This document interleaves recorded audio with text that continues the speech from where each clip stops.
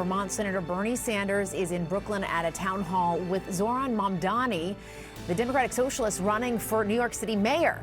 Just 2 months now until Election Day, President Trump is weighing in, which has many Mamdani supporters saying it's time for the Democratic Party in its entirety to get behind Mamdani and his campaign, considering he brought out so many new young voters to the polls. CNN senior reporter Isaac Dovere has more from that rally. Isaac? Well, Jessica, it's been a weird, wild week in the New York City mayor's race, and it is continuing with this town hall that Bernie Sanders is joining Zohran Mamdani for. They're at Brooklyn College, right in the heart of Brooklyn, Bernie Sanders' home territory, but also a place that Zohran Mamdani did very well in the primary and is hoping to continue that in the general election. Now, he's doing that as Eric Adams says he's staying in the race, as Andrew Cuomo is saying that things continue to look good for him, but it's Bernie Sanders trying to help galvanize people into seeing Mamdani as the next person to pick up the mantle of his kind of politics, of democratic socialism, but also just a new energy for the Democratic Party. They're going to do that by appearing together, not just in the Labor Day parade, as they did earlier today, but up on stage, really connecting with each other and with what voters here want to be talking about. Jessica? Isaac Dovere in Brooklyn, thank you so much. Let's bring in CNN White House reporter Elena Treen. Elena, you've been doing some reporting on President Trump's role in all of this. What did you find? Yeah, it's really fascinating that we're seeing the president kind of insert himself into this race, though, of course, it is New York. The president's a New York native, so there is some ties there. But what we're learning, essentially, is that the Trump administration, and specifically people here in the White House, are wanting to clear the field so that they can ensure that Mamdani does not win the mayoral race and does not become New York City's next mayor. And some of that has been some discussions behind the scenes of potentially offering Eric Adams, the current mayor, a job in the Trump administration. We reported, along with my colleagues Kristen Holmes and Gloria Pazmino, that earlier this week, one of the president's top officials, Steve Witkoff, he's his Middle East envoy, sat down with Eric Adams in Florida and talked about the possibility of potentially taking a role in the Trump administration. Some of the discussions were around a potential ambassadorship, including one of the countries being named, we're told, was Saudi Arabia. And so a lot of questions there. I do want to be clear that in our conversations with the sources who were familiar with that meeting, they said that no formal offer was given to Adams. And we also have heard from Adams, including yesterday, kind of saying that, you know, striking a defiant tone when talking to New Yorkers and saying, I plan to stay in this race. I am planning to still remain mayor for as long as he can. And so questions around what this could actually look like. But it is a meeting that happened, and they are discussions that are taking place. Now, the president, for his part, was actually asked about this yesterday in the Oval Office. And he specifically brought up how he believes the former governor of New York, Andrew Cuomo, who is also running in this race, that he would have a much easier time beating Mamdani if it was just a one-on-one race rather than having two people trying to take on the Democratic Socialist. Take a listen. If you have more than one candidate running against him, it can't be one.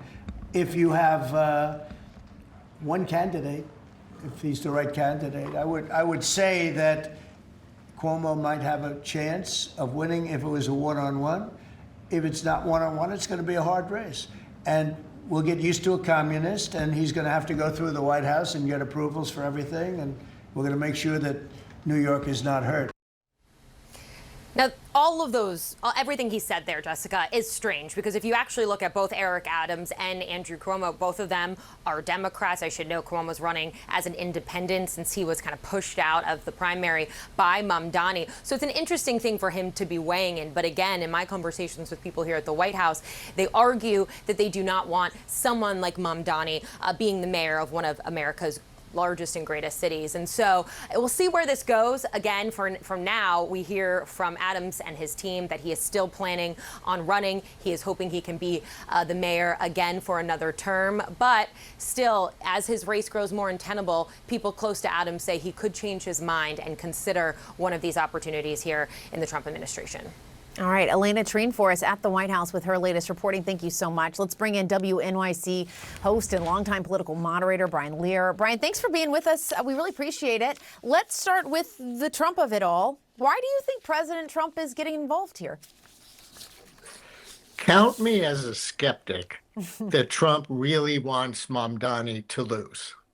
You could argue it either way, but I think that Trump would rather have Mamdani as a foil next year for Republicans to make the face of the Democratic Party, as they will frame it, in the midterm congressional elections. Trump does listen to business leaders in New York, to business leaders in general. They really want Mamdani to lose for local purposes. So my guess would be that Trump is kind of torn.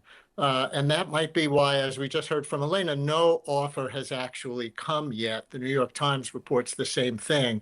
Count me as a skeptic that Trump will ultimately land on the side of trying to get Mamdani to lose rather than have him as a foil as mayor of New York.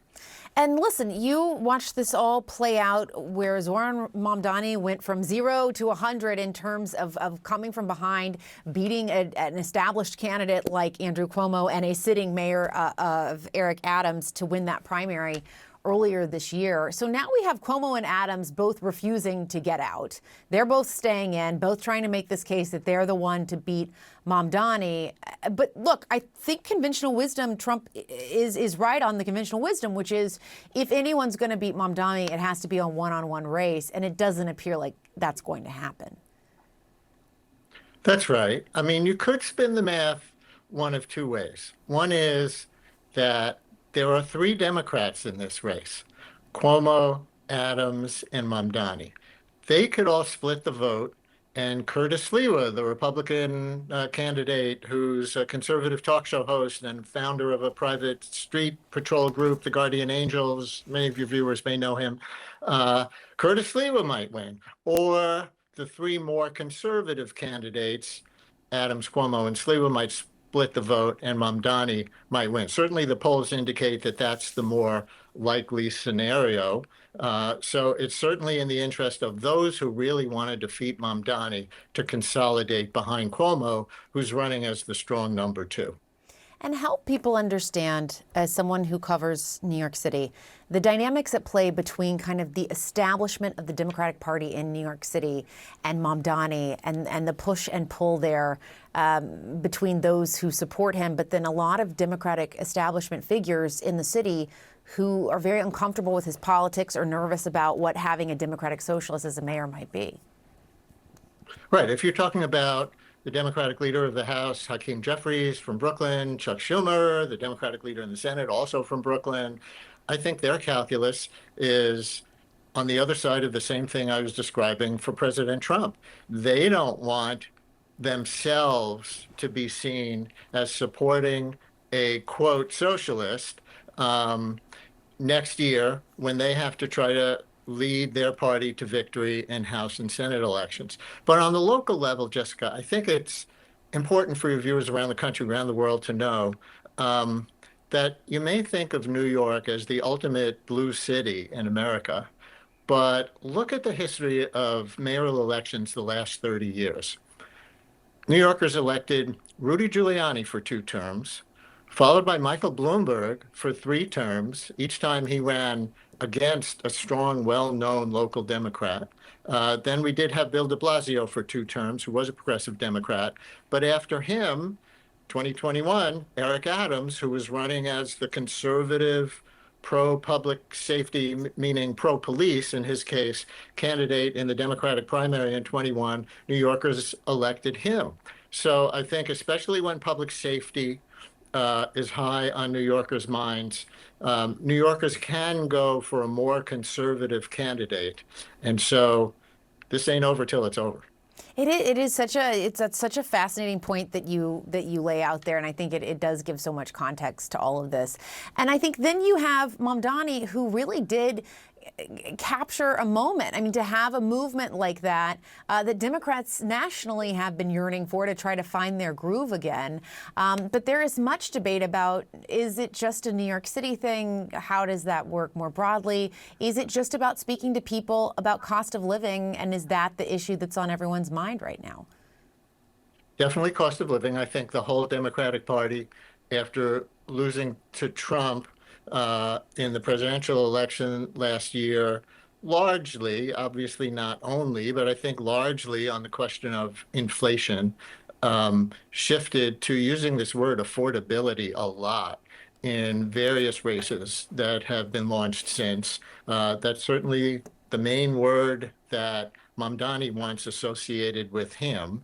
And people, in a way, are drawn to Mamdani for the same reason that they're drawn to Donald Trump. I know that sounds weird, but people are disappointed with establishment approaches to economics and the cost of living. And so some people have been willing to take a gamble on Donald Trump, who didn't in the past. We saw that in last year's election. Some people are probably willing to take a shot on the Democratic Socialists, the Bernie Sanders style positions. You know, Trump calls him a communist. I think you played that clip.